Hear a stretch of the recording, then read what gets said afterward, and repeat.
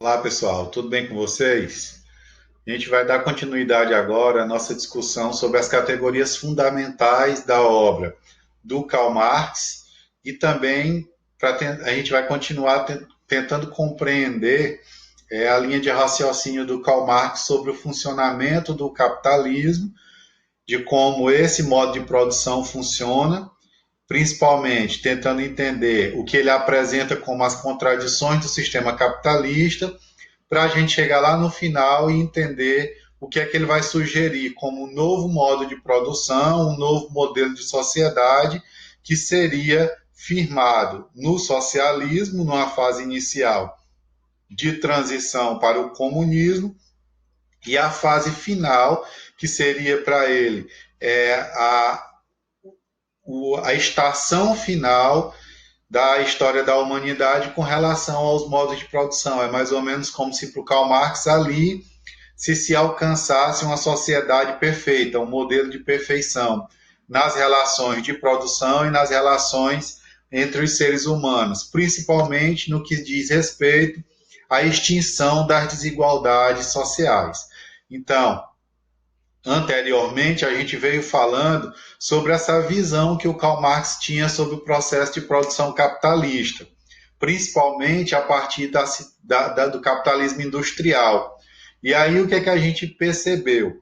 Que essa visão do Karl Marx sobre o processo de produção capitalista no âmbito da produção industrial é de que o capitalismo era um modo de produção, certo, que opunha claramente duas classes sociais. De um lado, a burguesia, a detentora dos meios de produção, ou seja, dos instrumentos, das fábricas, de tudo aquilo que é necessário para produzir, tudo que é material, e do outro lado, o proletariado, que seria a classe trabalhadora, operária, a mão de obra para operar esses meios de produção.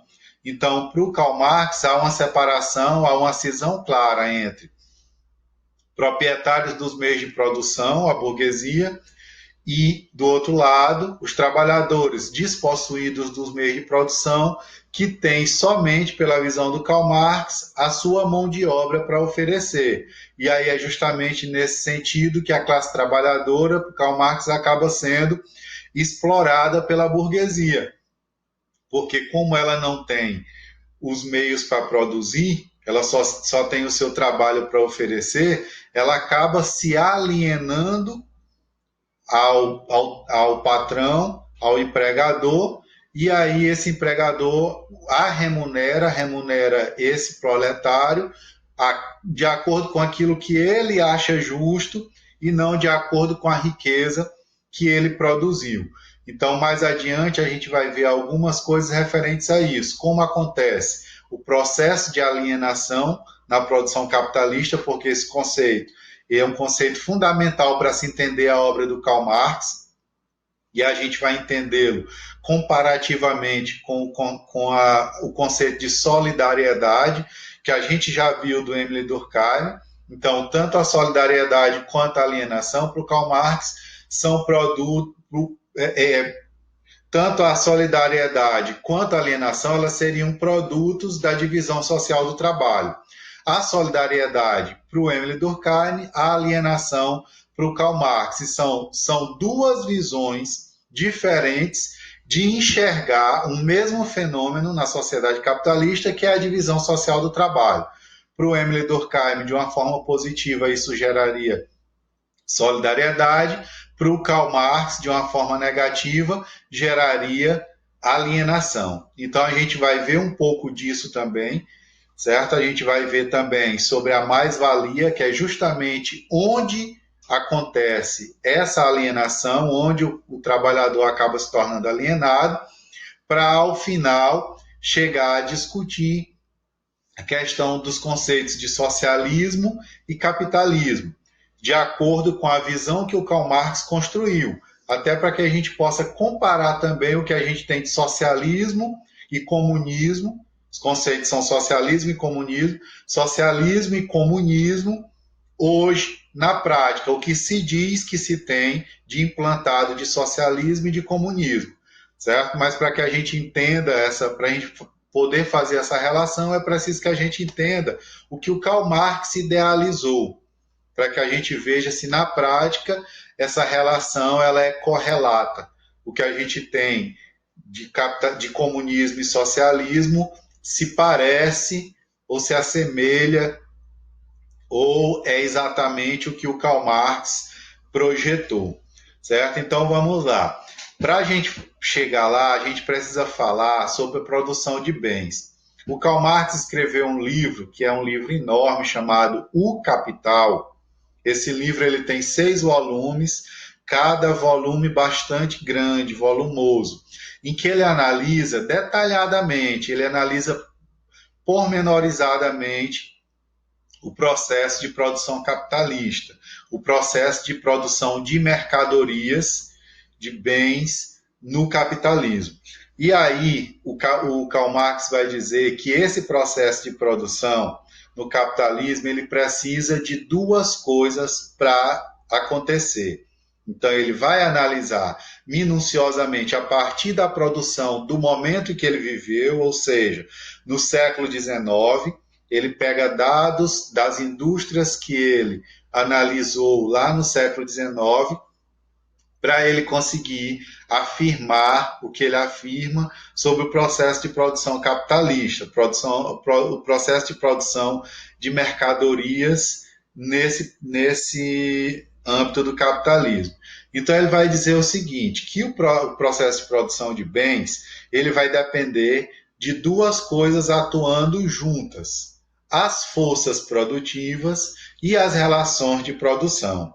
O que são as forças produtivas? As forças produtivas para o Karl Marx é tudo aquilo que está inserido no meio da produção, ou seja, os meios de produção, máquinas, instalações das máquinas, que seriam as fábricas, a energia, a matéria-prima, a mão de obra, tudo isso são forças produtivas, ou seja, forças sem as quais não se produziria, certo? Então, essas forças produtivas, elas vão fazer mais sentido nas relações a partir da sua relação com as relações de produção. Por quê? Porque as relações de produção envolvem todas as relações que estão inseridas no processo de produção. Que relações são essas? Principalmente as relações entre burguesia e proletariado, entre proprietários dos meios de produção e não proprietários dos meios de produção. Nesse sentido, certo? No processo de produção de mercadorias, os meios de produção sendo da burguesia e a força de trabalhos, a mão de obra sendo o proletariado, o Karl Marx, como eu acabei de falar para vocês, via essa relação como uma relação de desigualdade. Então, as forças produtivas relacionadas com as relações de produção dariam mais ou menos a cara do que é a produção capitalista para o Karl Marx. A questão da desigualdade na produção capitalista. Por quê? Porque as forças produtivas, em geral, pertencem à burguesia, praticamente tudo que é força produtiva pertence à burguesia, e as relações sociais de produção vão evidenciar isso a partir do momento em que se vê a desigualdade nas relações de produção. O trabalhador ele sai de casa para trabalhar simplesmente com o seu corpo e o seu intelecto. Ele não leva as ferramentas em tese, ele não leva as ferramentas, ele não leva nenhum meio de produção necessário para que ele produza algo, a não ser o seu intelecto e a sua capacidade motora para trabalhar, para executar tarefas. Então, o que é que isso vai mostrar? Que a burguesia é detentora dos meios de produção, ela domina as forças produtivas, porque inclusive ela controla até a mão de obra, certo? Ela controla as máquinas, as fábricas, ela tem o poder de adquirir a matéria-prima e ela controla inclusive a mão de obra. Então, as forças produtivas estão todas na mão da burguesia e as relações sociais de produção, certo? Elas são dominadas também pela burguesia. Por quê? Porque essas relações de produção são relações montadas, estruturadas pela sociedade burguesa e pelo Estado burguês, para que haja essa hierarquia entre os possuidores dos meios de produção e os trabalhadores despossuídos, os possuidores do meio de produção, que acabam incorporando, acabam se apropriando de praticamente toda a riqueza produzida no processo de produção capitalista, certo? E o trabalhador despossuído dos meios de produção, que acaba geralmente só se apropriando de uma parcela daquilo que ele produziu, que é o que o patrão vai achar justo, é o que nós chamamos hoje o salário mínimo. Aquilo que o patrão acha justo pagar pelo trabalho do trabalhador, certo? Que na grande maioria dos casos, na infinitude dos casos, não coincide com a riqueza que esse trabalhador produziu. Então, essa equação é mais ou menos a equação que o Karl Marx faz de relações de produção mais forças produtivas para mostrar como a sociedade capitalista é uma sociedade desigual e toda ela dominada pela burguesia. Ele vai mostrar até, inclusive, como o Estado é um Estado burguês, no sentido de que o poder político do Estado está também nas mãos da classe dominante, que é a burguesia. Para ele só existiam duas classes sociais. Então, essa burguesia vai inclusive usar até o Estado para legislar ao seu favor, para fazer reformas, para criar leis, para legislar em favor da classe dominante. E aí o Karl Marx vai falar dos tipos de relações de produção que podem ser estabelecidas, tanto numa sociedade capitalista hierarquizada por classes, como numa sociedade comunista, que não teria hierarquização por classes sociais, porque a igualdade seria plena, absoluta. Então ele vai mostrar que as relações de produção numa sociedade capitalista, elas estão baseadas na propriedade privada dos meios de produção. A questão da propriedade privada dos meios de produção, ela vai perpassar toda a obra do Karl Marx. Ele vai mostrar como toda a desigualdade social e econômica do processo de produção capitalista vai estar enraizada na propriedade privada dos meios de produção. Ele vai pelo menos tentar mostrar como que essa propriedade privada dos meios de produção vai estabelecer as desigualdades. Porque se eu tenho os meios de produção, eu tenho praticamente tudo a meu favor para que eu faça com que os outros produzam para mim e eu explore essa produção que os outros produziram, certo? E eu me aproprie de praticamente toda essa produção, certo? Então vamos lá. Essas relações de produção do capitalismo, e principalmente do capitalismo industrial, para o Karl Marx, ele vai caracterizar essas relações de produção como relações de exploração. Primeiro, porque eu falei para vocês, essas relações estão baseadas na propriedade privada dos meios de produção.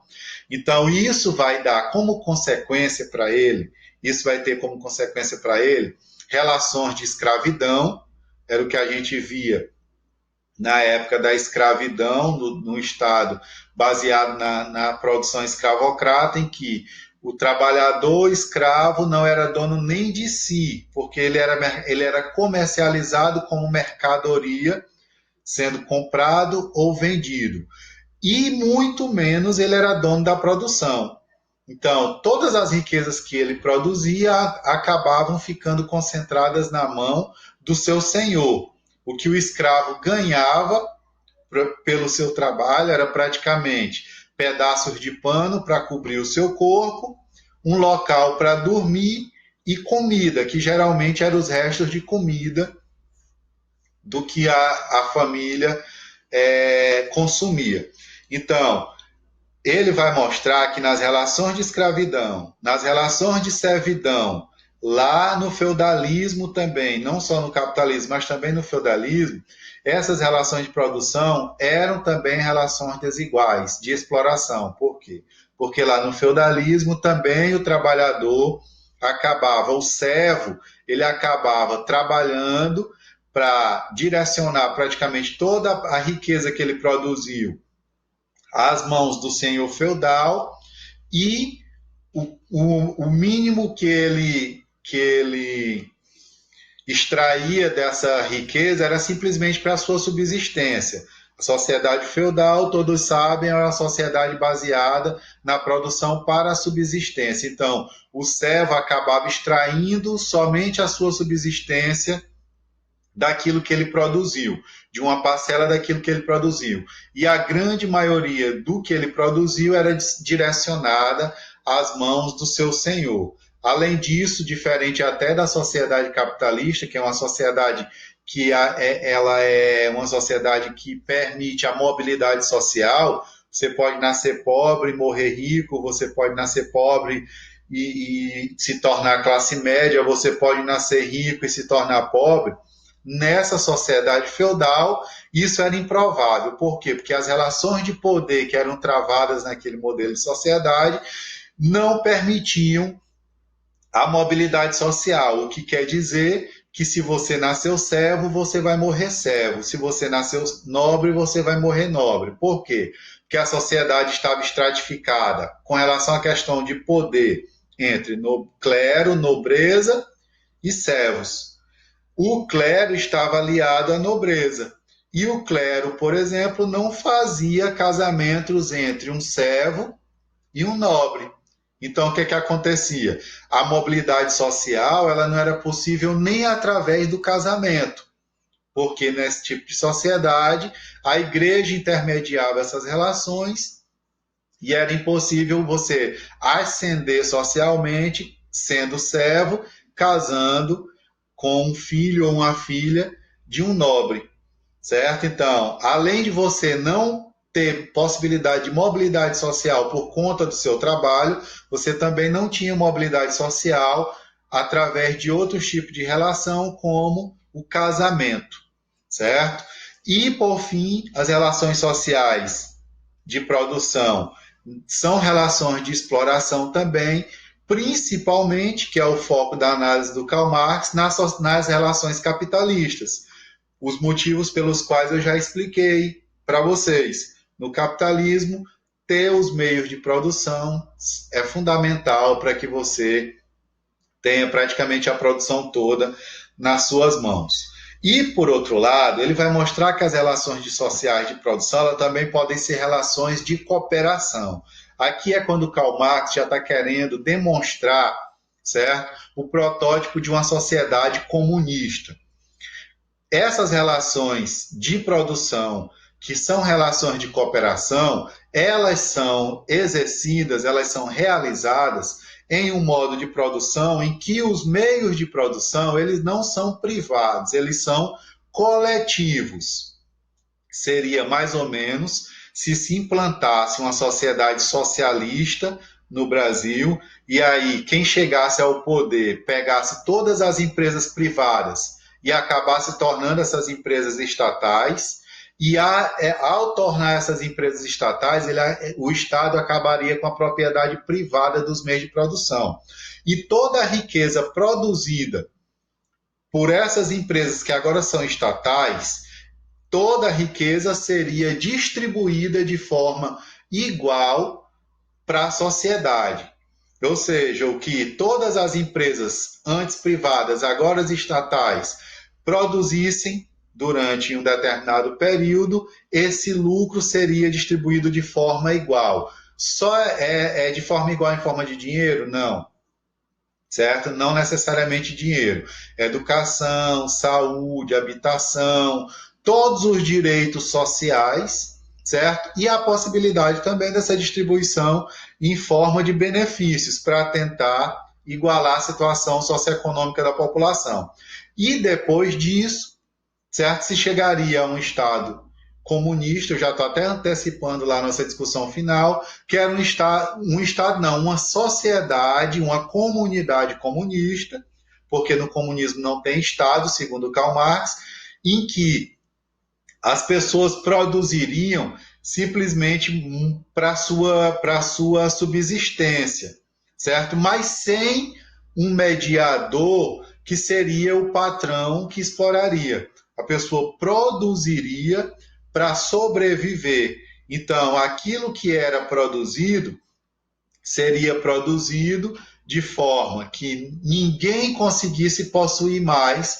Por quê? Porque essa sociedade seria uma sociedade que estaria enraizada num modelo de produção em que não existiriam pessoas mais ricas e pessoas mais pobres. Todas estariam tão acostumadas à igualdade ao ponto de que tudo que era produzido era socializado, certo? Seria o protótipo de uma sociedade sem classes, certo? Uma sociedade comunista, e também ele vai se referir a isso quando ele fala das sociedades primitivas, em que não existia propriedade dos meios de produção, e lá nas sociedades primitivas, os meios de produção eram o quê? Era o solo, era a natureza, era a fauna, era a flora, eram os rios. Então, a sobrevivência das pessoas era extraídas desses meios.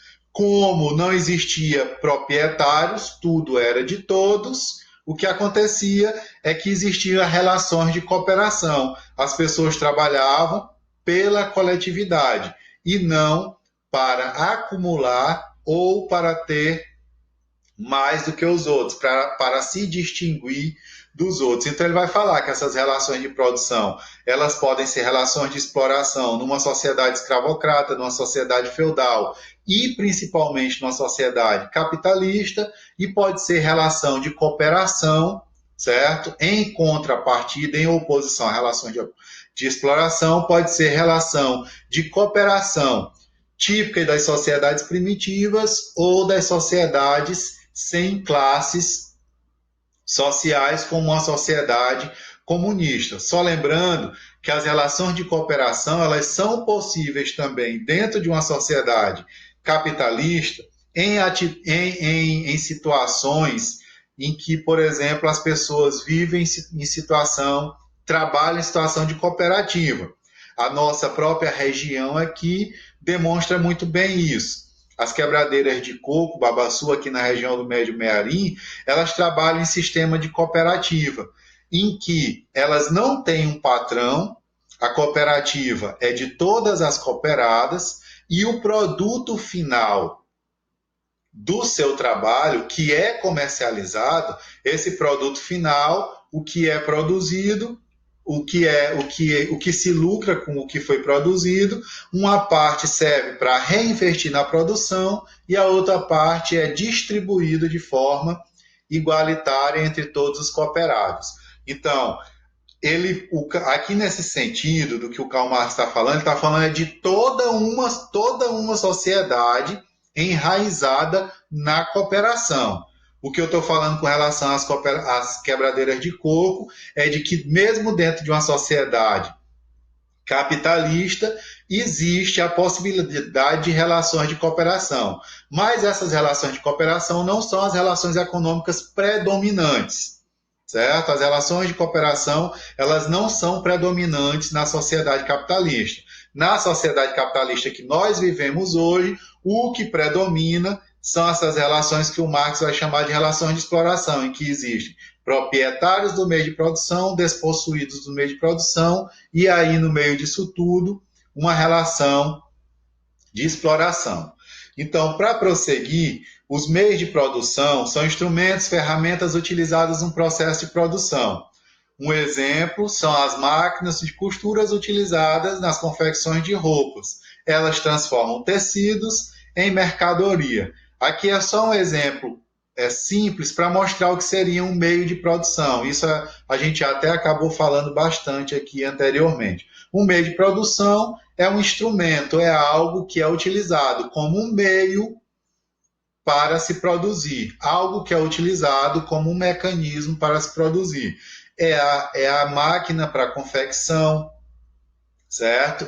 É uma máquina para produzir plástico, é uma máquina para produzir a borracha, é uma máquina para produzir um determinado tecido, certo? É uma máquina para produzir um determinado alimento industrializado. Então, tudo aquilo que é utilizado como um meio para se produzir é um meio de produção na obra do Karl Marx. E aí ele vai falar que o que vai instaurar uma luta de classes na sociedade capitalista é justamente essa possibilidade de se ter alguém que é dono dos meios de produção e alguém que não tem. Então ele vai mostrar como o motor da história da humanidade é a luta de classes. E essa luta de classes, ela é motivada sempre pela propriedade privada dos meios de produção. Na sociedade escravocrata, que a gente falou agora há pouco, quais eram os meios de produção básicos naquela sociedade? As terras. Riqueza e poder era ter terra. Quem tinha terra era o senhor. Como o escravo não tinha terra, ele trabalhava para construir a riqueza do seu senhor. Na sociedade feudal, riqueza e poder também era ter terra. Então, o que é que acontece?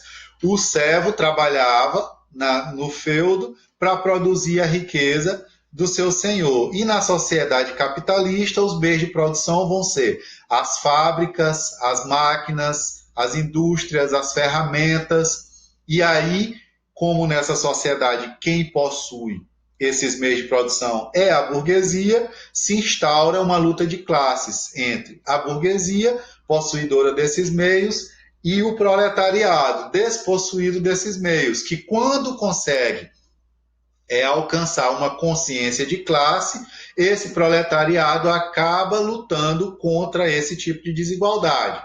É o que vai acontecer a partir do século XIX, principalmente na Inglaterra, quando os trabalhadores vão começar a ter a sua consciência de classe, a consciência de que existia alguma coisa errada ali no processo de produção capitalista, porque eles trabalhavam 16 horas por dia, mais ou menos, e acabavam saindo com uma quantidade de recursos muito pequena que não dava nem para que eles sobrevivessem com aquilo, enquanto os patrões se tornavam cada vez mais ricos.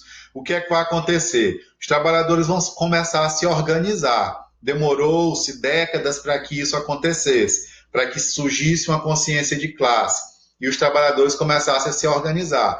E aí começa a surgir várias alternativas, estratégias de organização nessa luta de classes. Inicialmente o movimento ludista, que era um movimento em que os trabalhadores viam não o seu empregador como inimigo, mas viam os meios de produção como seu inimigo, como principalmente as fábricas e as máquinas. E aí o que acontecia? No movimento ludista, os trabalhadores quebravam as fábricas, tocavam fogo nas fábricas, quebravam as máquinas para que desse prejuízo ao patrão e eles tivessem os seus anseios atendidos. Então, no movimento ludista, o trabalhador via não o seu patrão como inimigo, mas via os meios de produção como inimigos. E aí os trabalhadores foram, consequentemente, a partir dos anos, refletindo sobre a situação de classes, certo? Compreendendo a consciência de classe cada vez mais necessária e foram se organizando em sindicatos, em organizações de trabalhadores, em partidos políticos, foram elaborando cada vez mais as suas estratégias de manifestações através de jornais de operários, de uma imprensa de operários, e aí foi surgindo cada vez mais outras estratégias, como as greves. Então, a luta de classes no capitalismo foi uma luta que foi cada vez mais se aprimorando, certo? Cada vez mais a luta de classes foram surgindo mais estratégias por parte do trabalhador para rivalizar com seu patrão. E as estratégias do patrão, em geral, são utilizar a estrutura burocrática do Estado, na visão do Karl Marx, que é um Estado burguês, um Estado que legisla em favor da classe dominante, por isso ele queria tanto a destruição do Estado burguês, a utilização, certo, do Estado burguês, que a burguesia faz, para quê? Para legislar a seu favor, para criar leis que defendam os direitos dos trabalhadores, dos patrões, certo? Para reduzir direitos dos trabalhadores. A gente percebe isso, essa luta de classes muito claras, quando a gente vê uma reforma trabalhista como foi feita no Brasil. Nem tudo que foi projetado passou por conta da pressão dos trabalhadores e de sindicatos, certo? Mas nem tudo que era o ideal para os trabalhadores também passou por conta da forte presença no Congresso Nacional e da representatividade junto do Executivo das grandes corporações no Brasil, das grandes empresas e dos grandes empresários. Então, se flexibilizou a jornada de trabalho, flexibilizou no sentido de aumentar a jornada de trabalho, além do que se tinha até os dias atuais, se flexibilizou uma série de direitos trabalhistas, vários acordos que deveriam ser mediados por sindicatos hoje podem ser feitos cara a cara, patrão-empregado, numa situação que a gente sabe que no Brasil existe uma desigualdade dessas relações, então fica complicado para o trabalhador individualmente negociar com o seu patrão. Nessa legislação trabalhista, o acordado pode valer, se sobrepor ao legislado. Então, várias situações a gente vê que na legislação trabalhista, da reforma trabalhista feita nos últimos anos no Brasil, acabaram com o discurso de modernização, certo? De modernizar as relações trabalhistas, acabaram privilegiando a classe dominante, certo? Que é quem tem grande influência política no país, porque elege seus representantes e porque tem lá pessoas, em sua grande maioria, oriundas dessa burguesia, que eu não classificaria como uma classe social, mas como várias classes sociais aí dentro dessa burguesia, mas que tem muita representatividade no Congresso e no Executivo. Então, a luta de classes, ela é clara, certo? A luta de classes, ela é clara. E aí o Karl Marx vai localizar essa luta de classes, o cerne dessa luta de classes, na propriedade privada dos meios de produção, na capacidade, certo, que os indivíduos têm para ter a posse dos meios de produção e, por isso, têm a capacidade de explorar. Uma das categorias fundamentais também da obra do Karl Marx é o materialismo histórico. Então, o materialismo histórico é um método que o Karl Marx utiliza para analisar a história das sociedades. E para ele analisar a história do capitalismo, ele achou, certo? Ele achava que para se analisar uma sociedade é preciso que se analise as bases materiais dessa sociedade. Que bases materiais são essas? As bases econômicas de uma sociedade, a economia da sociedade. O Karl Marx, ele era um determinista econômico. O que é que isso quer dizer? Ele acreditava que a economia determinava as relações sociais todas em sociedade, as relações culturais, as relações políticas. Todas as relações sociais seriam determinadas pelas relações econômicas. Então, para o Karl Marx, era fundamental que se estudasse, certo? Se estudasse a história da economia de uma sociedade, no caso ele falava de forma muito universal, talvez o grande erro do Karl Marx fosse esse, tentar entender a história econômica da humanidade. A gente sabe que isso é praticamente impossível, porque a humanidade ela é muito diversa, nós temos ainda hoje grupos sociais que vivem totalmente fora do capitalismo, grupos que atualmente têm se capitalizado, têm entrado na era do capitalismo. Nós temos sociedades, grupos sociais que vivem basicamente na base do escambo. Então, as relações econômicas elas são muito diversas na humanidade. O Karl Marx quis generalizar muito, talvez o grande erro dele foi esse: não enxergar as particularidades de cada sociedade. Mas para ele, fundamental é que para ele era preciso que se analisasse a história econômica de uma sociedade para se entender como aquela sociedade se configurou daquela forma, como ela passou a ser daquela forma. Então, para estudar, para entender o capitalismo, é o que eu falei para vocês anteriormente, principalmente na aula anterior. O Karl Marx vai analisar os vários modos de produção que antecederam o capitalismo.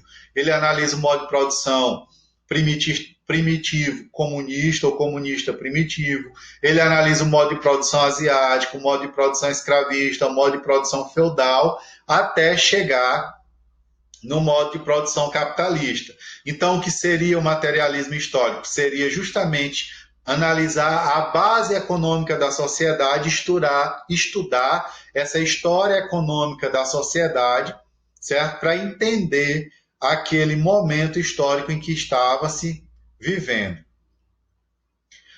Para o Karl Marx, assim como nos exemplos apontados por Marx, temos durante o feudalismo os servos sendo oprimidos pelos senhores, enquanto que no capitalismo a classe operária pela burguesia.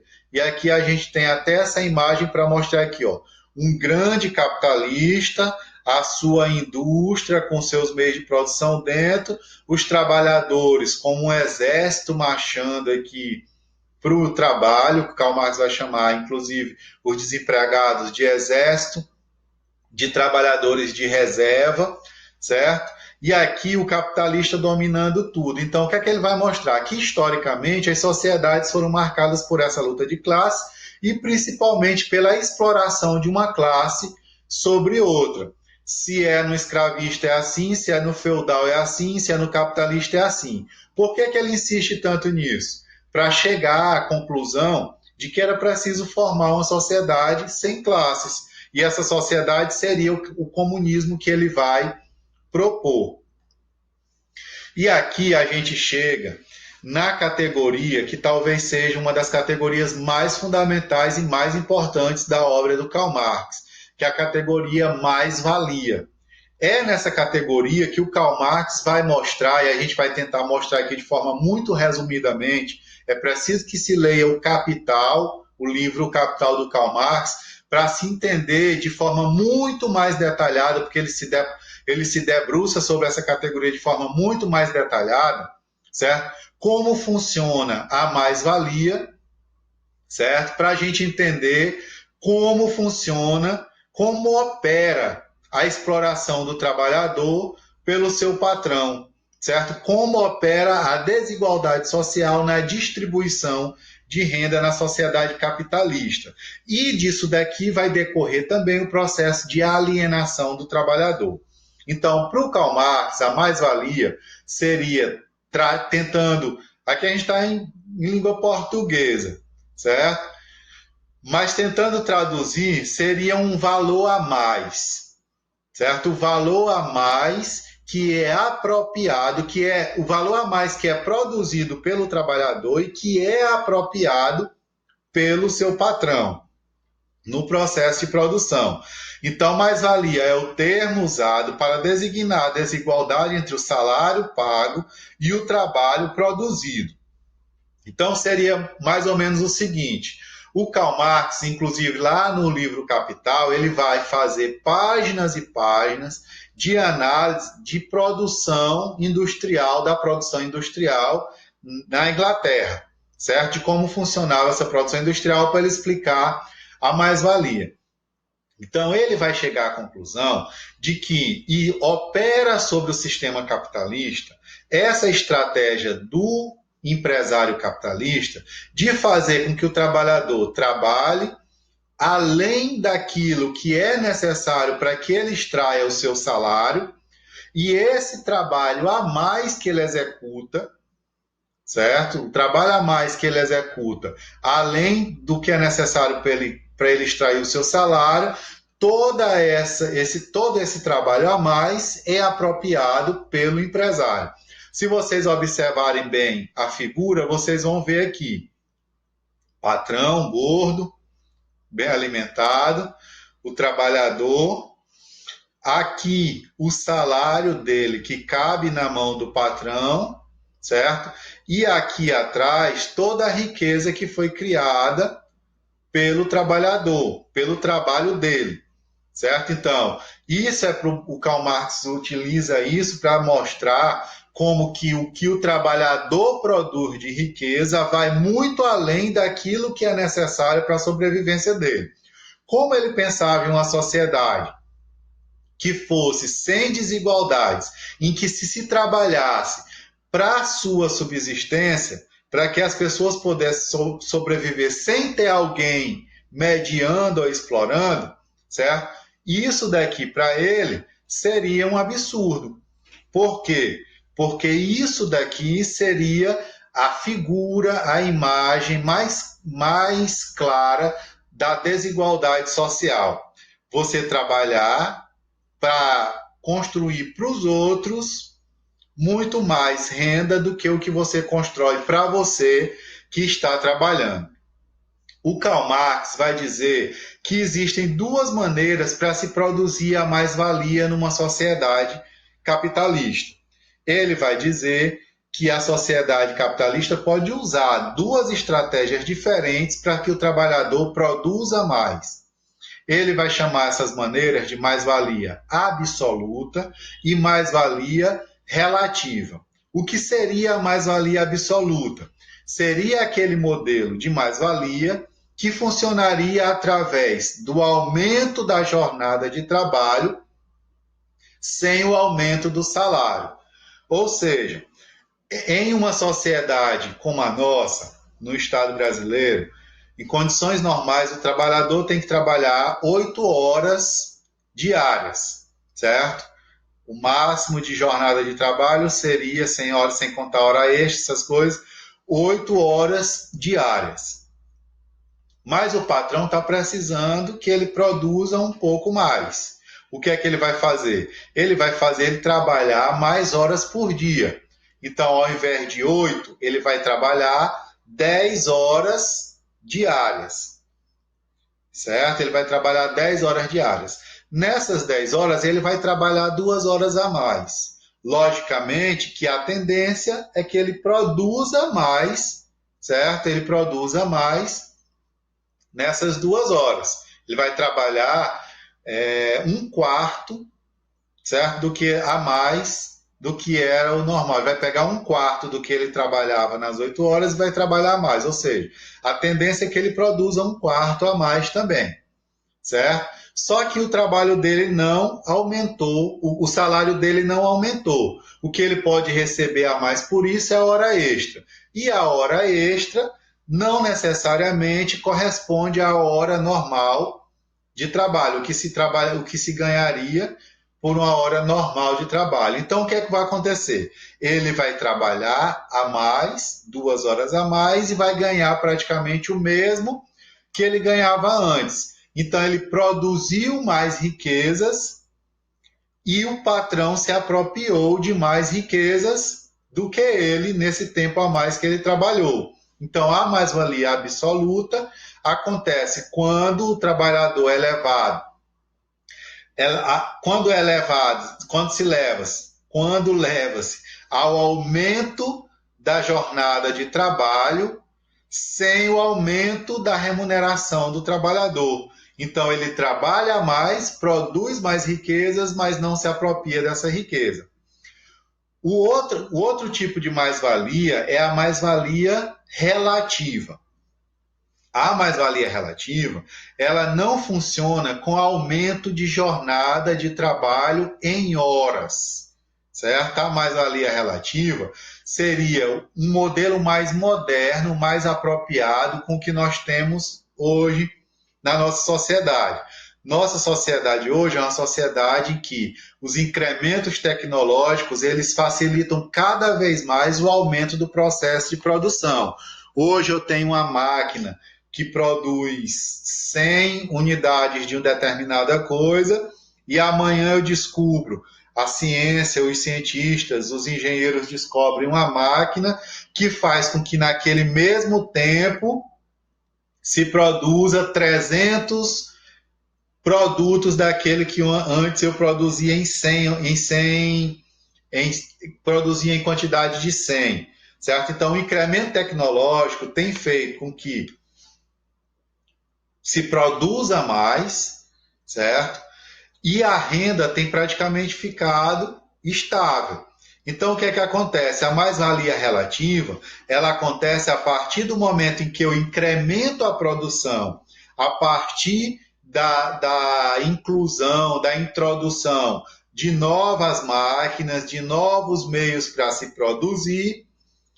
O que é que eu faço com isso? Eu utilizo meios para produzir mais, mas o salário do trabalhador continua o mesmo. Então, eu até produzo no mesmo tempo. Antes era em 8 horas, hoje também é em 8 horas, mas agora, por conta de uma determinada máquina que faz com que produza mais, em 8 horas eu produzo 3 vezes mais do que eu produzia antes. O que é que vai acontecer? Eu vou produzir mais, mas o meu salário vai permanecer inalterado. Então, a mais-valia relativa, ela aumenta a produtividade, a riqueza, o lucro do patrão a partir do incremento tecnológico, mantendo a renda do trabalhador na mesma. Então, para a gente entender como acontece essa apropriação dessa riqueza, a gente vai fazer aqui baseado em alguns exemplos, em outros, que ele não falava nesse exemplo aqui. Eu trouxe para ser um exemplo mais claro para a nossa realidade. Como funcionaria a produção de um determinado produto, como a mais-valia opera nisso. Então, um exemplo aqui que eu trago é o exemplo da produção de carros. Tudo isso aqui é hipotético, viu, gente? Tudo isso aqui é hipotético.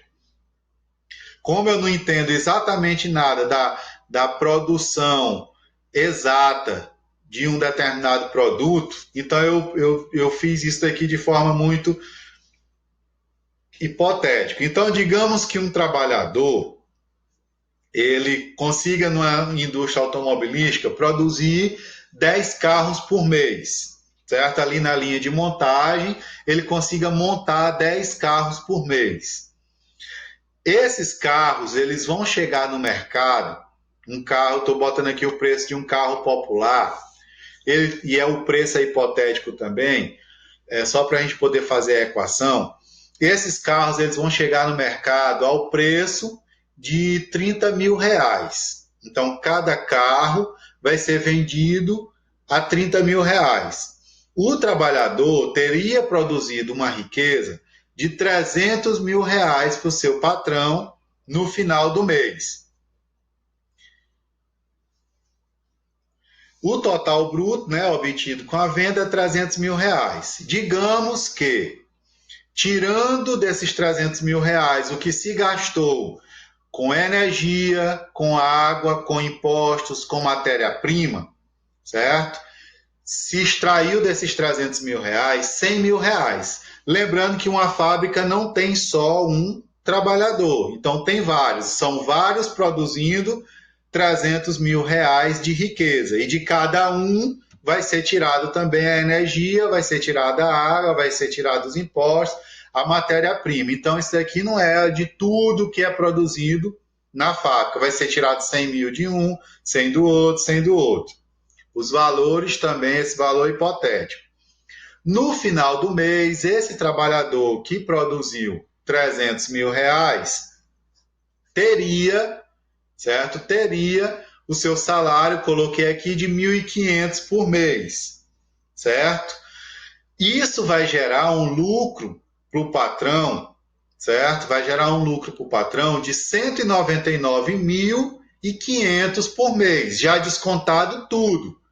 Descontado o salário dele, descontadas as despesas com a produção, os custos da produção, certo? Eu tirei 1/3 do valor produzido para custos da produção, certo? Então, nesse sentido, eu produzo 300 mil reais por mês e, no final das contas, eu me aproprio de 1.500 reais por mês.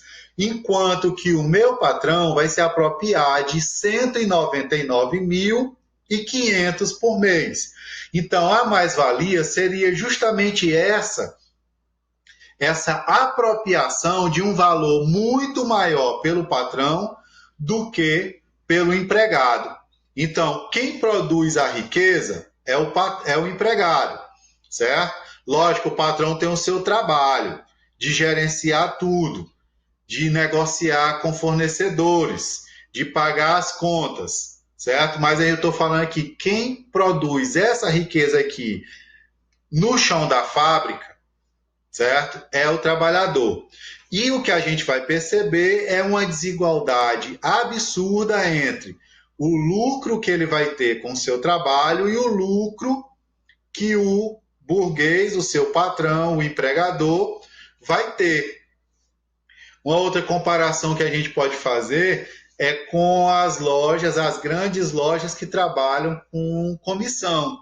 O trabalhador tem que vender 100 mil, em geral, 100 mil por mês digamos, de confecção, para que no final do mês ele tenha um salário mínimo de renda, certo? Então ele produziu 100 mil, o outro produziu mais 100 mil, o outro produziu mais 100 mil, e no final das contas eles se apropriaram de um salário mínimo cada, certo? Então, é quando Karl Marx vai mostrar como a mais-valia opera. Quem produz, certo? Acaba ficando com uma parcela muito pequena daquilo que produziu, certo? Quem é o proprietário dos meios de produção vai se apropriar de praticamente toda a riqueza. E é justamente aí que a gente chega na questão da alienação para o Karl Marx. Por quê?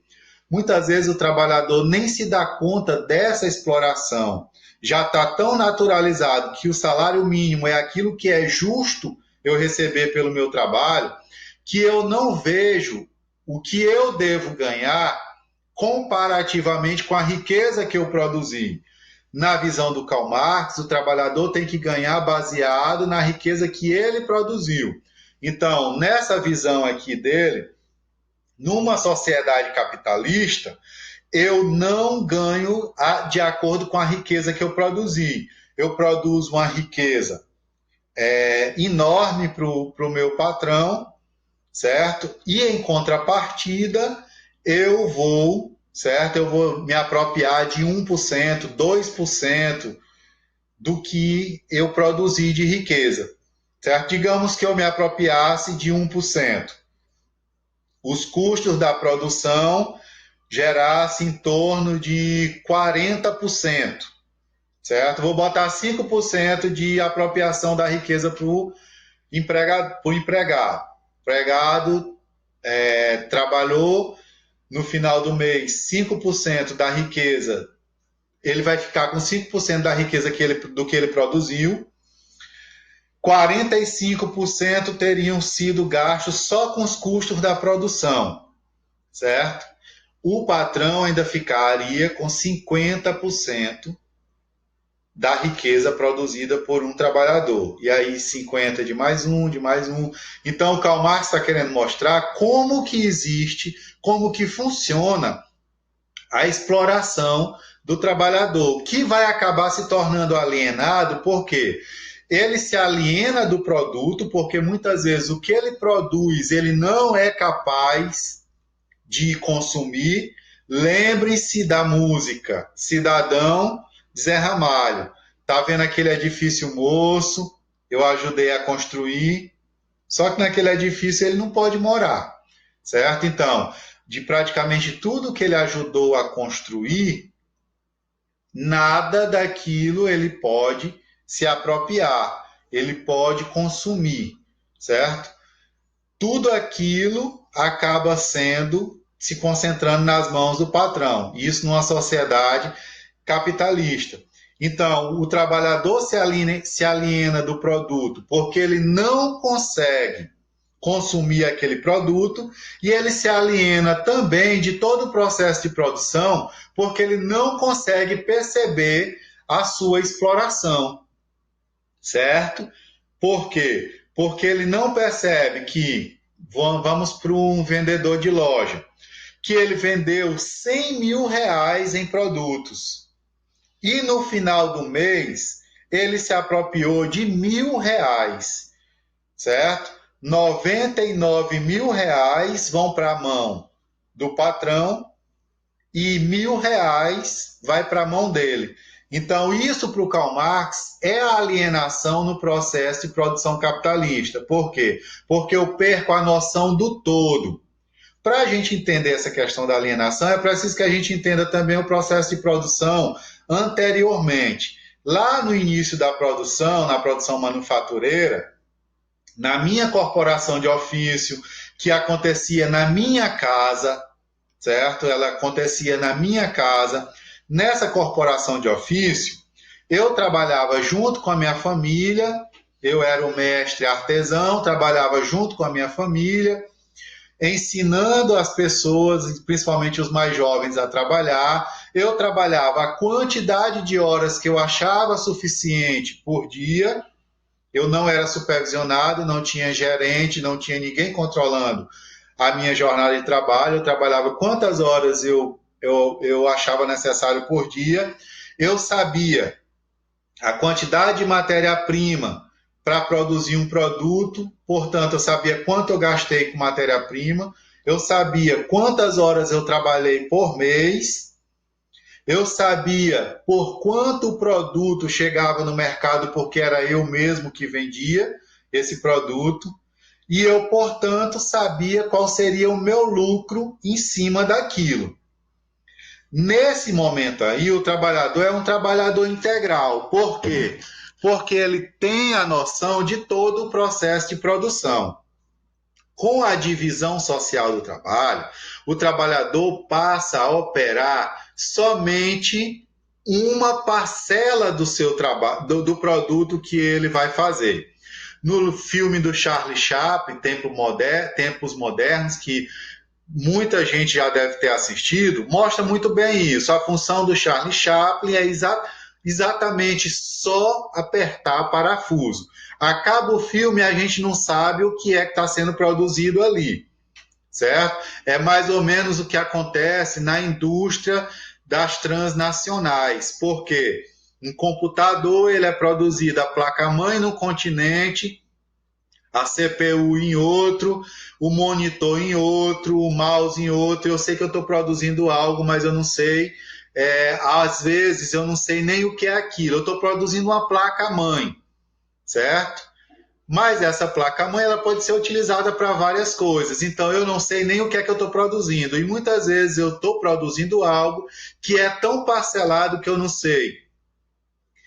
Cadê as outras partes disso que eu estou produzindo aqui?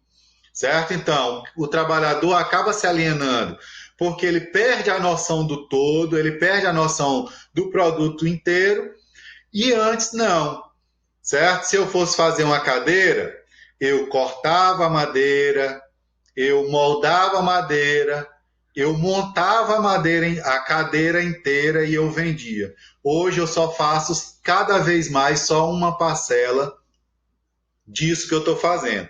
Então eu sou alienado porque eu perco a noção do todo. Eu perco a noção do todo do que está sendo produzido. Muitas vezes o trabalhador não sabe exatamente o que ele está produzindo, ele sabe que ele está produzindo ali uma peça, mas ele não sabe em que aquela peça vai ser usada, e ele está se alienando também porque, por perder a noção do processo de produção, e isso a linha de montagem faz muito bem com o trabalhador, porque em cada parte da fábrica ou em cada parte do processo de produção que ele pode estar disseminado por vários continentes, eu só faço uma tarefa. Por só fazer essa tarefa, eu perco a noção do todo e, portanto, eu perco a noção da riqueza que eu poderia extrair do meu trabalho, certo? No final das contas, eu perco a noção de quanto eu poderia lucrar de fato se o meu salário fosse baseado na riqueza que eu produzi de fato, certo? Se eu produzir 100 mil, por que eu tenho que ficar só com 1.000? certo? Mas como o trabalhador ele não tem a consciência completa do processo de produção, acaba acontecendo que ele também não tem a noção de que o que ele ganha com o que ele produziu é pouco diante de toda a riqueza produzida por ele, certo? Então a mais-valia ela funciona justamente dessa forma.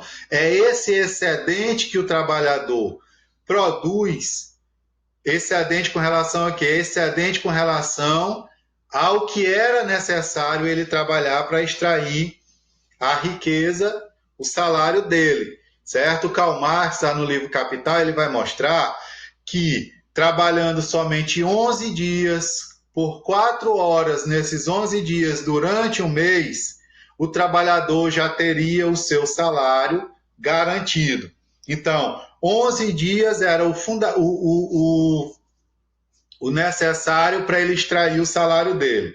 Ele teria mais 19 dias trabalhados de forma gratuita para o seu patrão. Então, esse excedente, aquilo que ele trabalha a mais para produzir riquezas que ele não vai se apropriar delas.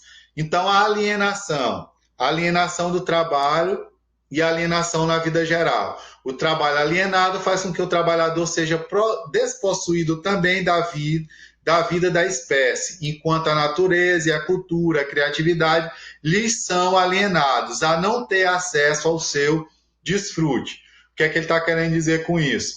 Que na sociedade capitalista o trabalhador é alienado dos meios de produção, da riqueza que ele produz, certo?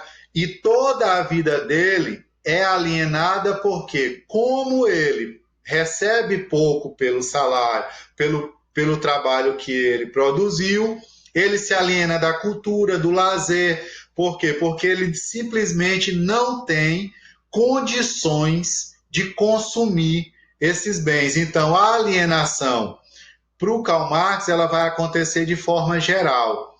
Quem possui os meios de produção, além dos meios de produção e da riqueza que o trabalhador produziu, certo? Tem condições de consumir esses produtos que foram produzidos ou outros produtos produzidos em outros locais, certo? Ou produtos até mais caros, certo? Tem condições de consumir cultura, lazer, por exemplo, a família viaja no final do ano, certo? A família vai para uma praia no Nordeste, a família vai para a Disney, a família vai para a Europa. Então, a família, em geral, consegue consumir outras coisas que o trabalhador que produziu a riqueza dele não consegue. A família tem plano de saúde, o trabalhador precisa do serviço público de saúde, a família pode fazer com que o filho estude nas melhores escolas particulares da sua cidade, ou de uma capital, ou de uma capital de um outro estado, ou estude no exterior, enquanto que o filho do trabalhador vai ter acesso somente à educação pública, certo? Então, o Karl Marx está mostrando como a alienação ela vai alcançando todas as esferas da vida social. E o trabalhador acaba não se dando conta dessa alienação, certo? Ele acaba não se dando conta dessa alienação. Tudo isso é passado como uma coisa muito natural. Ah, ele é o dono do negócio, é justo que a riqueza fique com ele, certo? Ele é o dono, mas ele não construiu a riqueza sozinho, certo? Ele não construiu a riqueza sozinho. Então, essa noção de justiça aí, ela deve, no conceito do Karl Marx, ela deve ser repensada. É justo porque ele é dono dos meios de produção e não é justo ele dividir essa riqueza com quem ajudou a produzir. E nos dias atuais, algumas empresas, como a Vale do Rio Doce, por exemplo, ela tem política de redistribuição dos lucros com os trabalhadores. O trabalhador todo mês tem o seu vencimento, certo? Todo mês tem o seu vencimento. E no final do ano, uma parcela de toda a riqueza produzida no ano pela empresa é redistribuída. O operário, o trabalhador, o engenheiro, seja lá quem for da Vale, acaba tendo a participação nesses lucros, certo?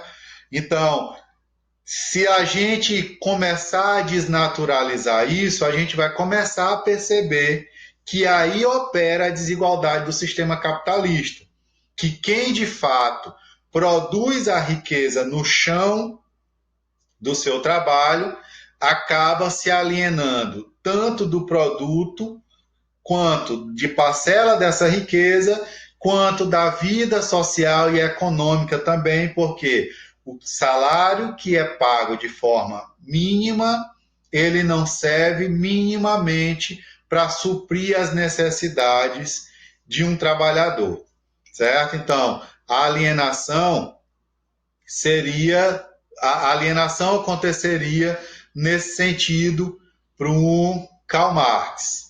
Então, a superação da alienação numa sociedade comunista, que a gente vai já entender melhor o que é comunismo, a sociedade comunista ela suprimiria essa desumanização, certo? Por quê?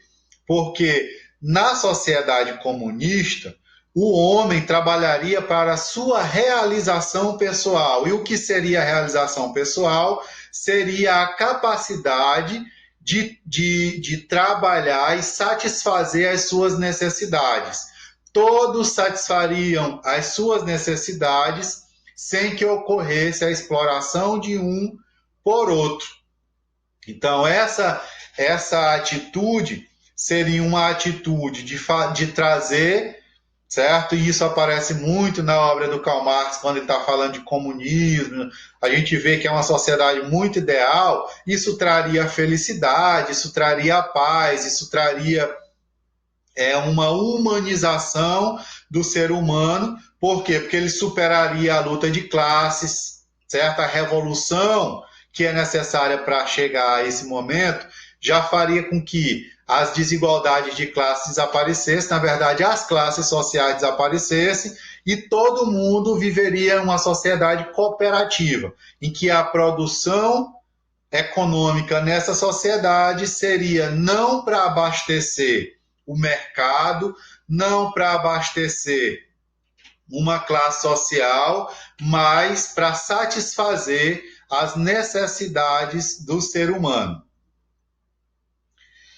A sociedade para Marx, certo? A sociedade para Marx, para ele, as coisas materiais é que faziam uma sociedade acontecer.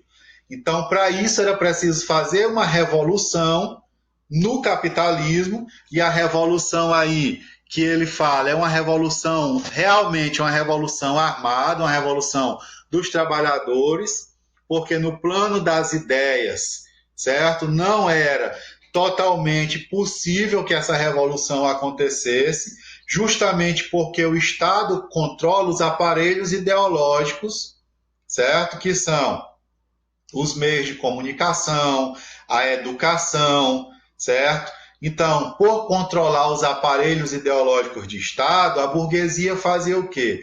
A burguesia conseguia alienar as pessoas, certo? A alienação viria também através desse controle dos aparelhos ideológicos. Como não é possível fazer a revolução no plano das ideias, só que alguns autores, certo? Alguns autores marxistas acabam mudando essa visão e falam também dessa revolução no plano das ideias, mas como não era possível fazer essa revolução no plano das ideias para o Karl Marx, era preciso que se fizesse uma revolução, certo? E essa revolução seria uma revolução puxada pela classe trabalhadora, os operários, o proletariado é que faria essa revolução, e aí derrubariam a ditadura da burguesia para implantar um governo de trabalhadores, de operários, que seria a ditadura do operariado. Só lembrando que na obra do Marx, quando ele fala da ditadura, ele não fala da ditadura nem da burguesia nem do proletariado, no sentido do que a gente fala de ditadura hoje, do que a gente conhece como ditadura hoje, no sentido de ditadura como um governo impositor, que não dá nenhuma liberdade, não é nesse sentido. É ditadura no sentido de que é uma classe que domina tudo, que é a burguesia, e se chegaria a uma outra classe que prepararia, que teria o domínio do Estado para preparar a sociedade para a desconstrução das desigualdades. E aí a gente ouve falar muito, certo, de socialismo e comunismo no cotidiano, nos meios de comunicação. Então a gente ouve falar muito de socialismo e de comunismo, mas sem ter a clareza do que o Karl Marx idealizou como socialismo e como comunismo. Na maioria das vezes, eu diria que quase na totalidade das vezes, socialismo e comunismo são utilizados como palavras sinônimas, certo? Ao falar de socialismo, as pessoas acham que é a mesma coisa de falar sobre comunismo. E na obra do Karl Marx, não tem nada a ver, certo? A noção de socialismo e comunismo na obra do Karl Marx, você pode encontrar ela sendo construída em duas obras principalmente, de forma direta. No livro A Ideologia Alemã e no livro O Manifesto do Partido Comunista. Nesses livros, o Karl Marx vai mostrar, certo, como se estruturariam esses dois modelos de sociedade. O socialismo seria uma fase posterior ao capitalismo. O socialismo seria implantado a partir da revolução dos trabalhadores que derrubaria o capitalismo. E o socialismo seria uma fase intermediária entre o capitalismo e o comunismo. Eles não são a mesma coisa, por quê? Porque o socialismo prepararia a sociedade para uma vida numa sociedade comunista. Principal diferença entre os dois: o socialismo tem Estado, e o Estado deve ser um Estado forte, controlado pelos trabalhadores, certo? Então, no socialismo, o Estado deveria servir para preparar a sociedade para a chegada do comunismo. De que forma? Primeiro de tudo, estatizando as empresas privadas e socializando os meios de produção. No socialismo, o Estado deveria ter a função de acabar com a propriedade privada dos meios de produção. Então, o que é que aconteceria nesse tipo de Estado? O Estado interviria, certo? Porque acabando com a propriedade privada, acreditava-se que boa parte das desigualdades já teriam se extinguido, porque aí as pessoas já seriam mais iguais. Todas trabalhariam e a riqueza que todas construiriam seria utilizada para distribuição de forma igualitária. E eu já até falei para vocês anteriormente. Distribuição de que forma? Distribuição através de educação, de saúde, de saneamento básico, de habitação. Tudo isso público. Não existiria privado, nada privado. Educação privada, saúde privada, certo? Nada disso seria privado. Tudo isso público, oferecido de forma gratuita pelo Estado, certo? E isso, a mesma coisa para todos. Uma das funções do socialismo também seria distinguir as classes sociais. O socialismo deveria ter a obrigação de construir uma sociedade tão igual ao ponto de não se ter mais classes sociais. Então é o seguinte, para o Karl Marx, o socialismo deveria fazer com que acabasse a propriedade privada e se instaurasse uma propriedade coletiva dos meios de produção. Tudo isso controlado pelos trabalhadores, por quê? Porque na visão do Karl Marx, controlado pelo Estado já não era mais possível, porque quanto mais, pelo Estado não, pela burguesia, porque quanto mais a burguesia detinha o poder do Estado, mais poder econômico, mais poder político e mais desigualdades ela assegurava, certo? Então é o seguinte, controlada pelos trabalhadores, porque os trabalhadores teriam a função de produzir um modelo de sociedade igualitário.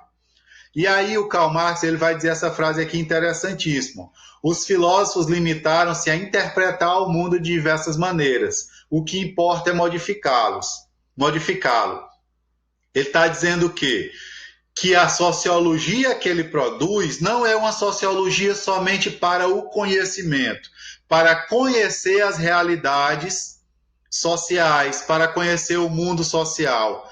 O que ele está fazendo aqui é construindo um modelo de sociologia que levasse à modificação do mundo, à transformação social, certo? Então, como eu falei para vocês na primeira aula sobre o Karl Marx, o que o Karl Marx diz é que é preciso utilizar o conhecimento não só como uma forma de construir teoricamente as coisas, mas também como uma forma de transformar as coisas.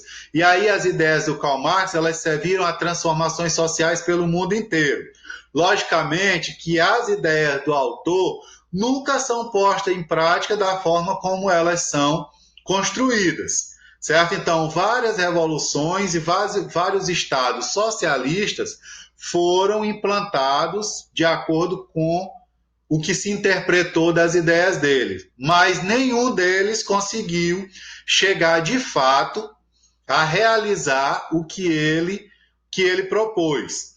A Revolução Russa, a Revolução Cubana e vários outros estados socialistas que se implantaram foram implantados com base, certo? Pelo menos com inspiração nas ideias do Karl Marx. Mas todos esses estados faliram na construção do seu Estado socialista, porque, junto com o Estado socialista, construíram um Estado ditatorial da forma como nós conhecemos ditadura, certo? Então, não foi uma ditadura do proletariado no sentido de fazer com que as classes trabalhadoras se apropriassem do poder para diminuir as desigualdades. Foi uma ditadura no sentido de se apropriar do poder para rivalizar com seus inimigos, para perseguir os seus inimigos, para exterminar os seus inimigos. Então, foi muitas vezes um Estado genocida, em que a própria essência do socialismo, que era preparar a sociedade para um comunismo, não aconteceu. Certo? Por quê? Porque a promoção da igualdade, a redução das desigualdades sociais não foi o essencial desses estados. É claro que em todos eles teve socialização dos meios de produção, mas continuou-se tendo elite política, elite econômica. Muitas vezes quem chegou ao poder passou décadas no poder e os seus aliados viviam um modelo de vida diferente da maioria da população, certo? Logicamente que também nessas sociedades existiu, de certa forma, a socialização de benefícios como a educação.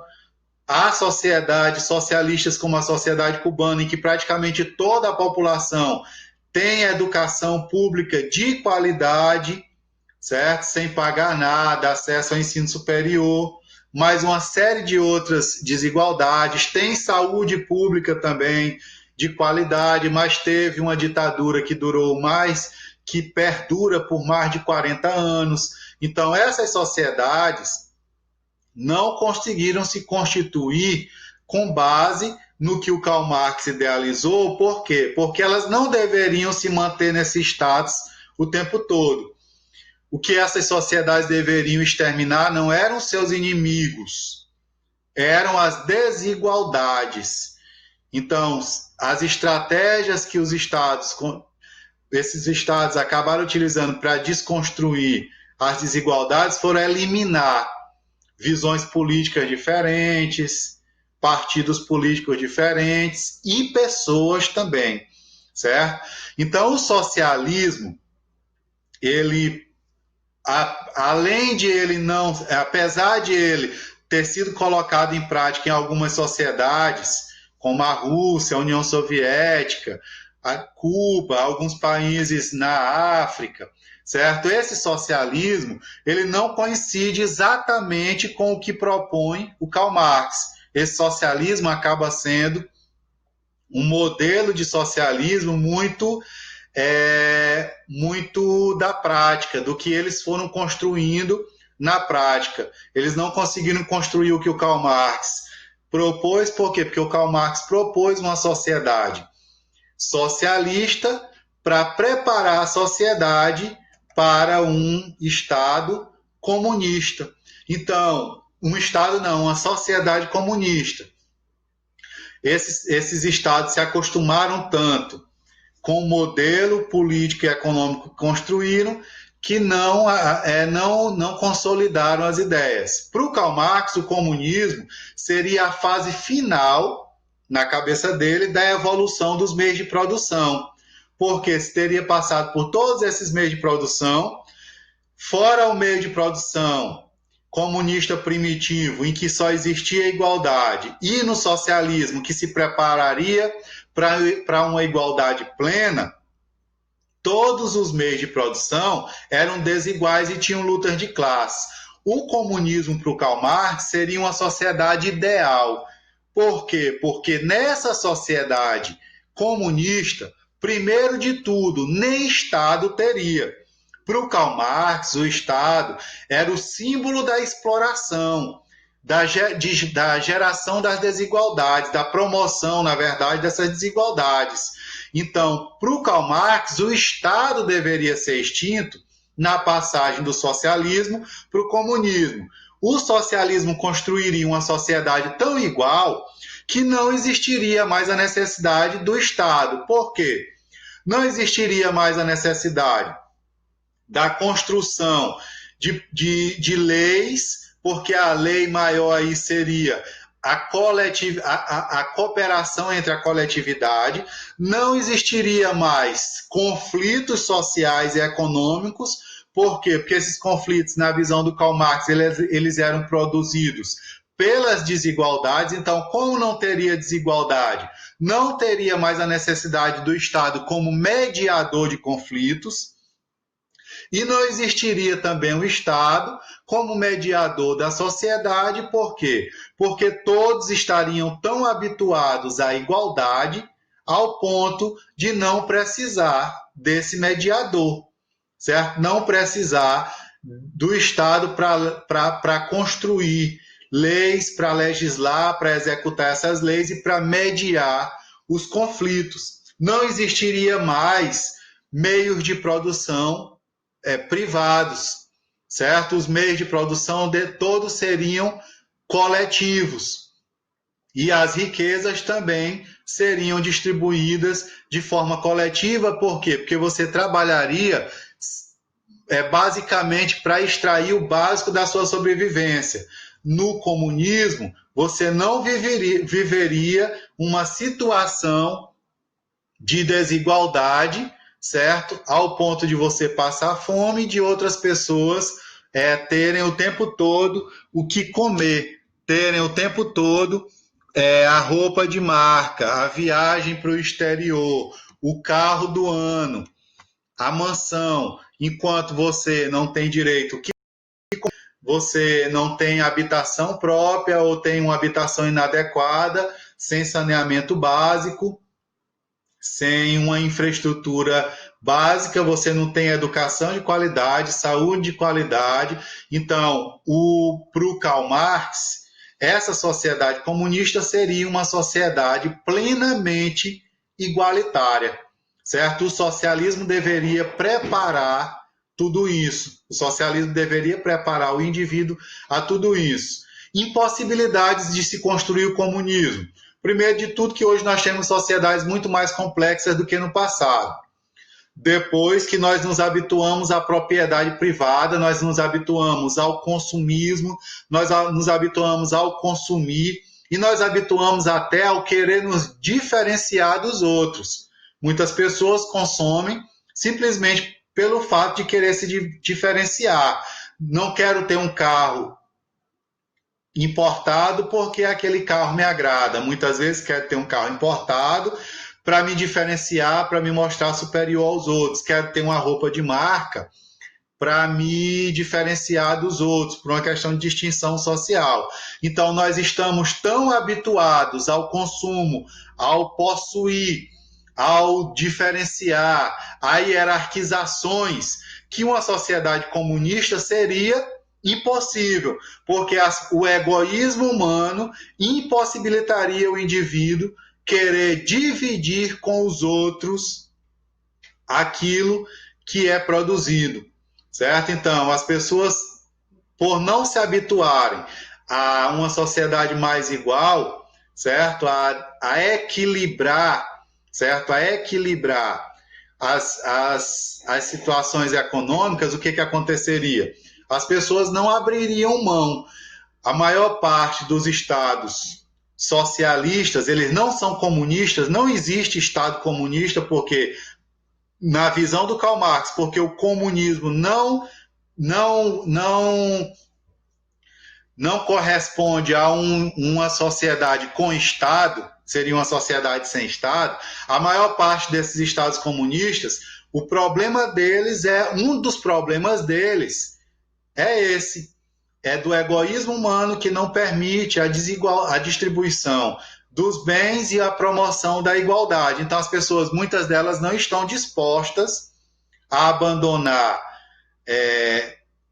status, hierarquias, riquezas, para que se tenha uma igualdade, uma condição de vida mais equilibrada entre as pessoas. Então, o comunismo, como está falando aqui no próprio slide, ele é uma condição social, política e econômica. Ele não é um Estado. Ele é uma condição social, política e econômica, onde as desigualdades seriam abolidas. Os meios de produção deixariam de ser privados, tornando-se públicos. No campo político, a ideologia comunista defende a ausência do Estado.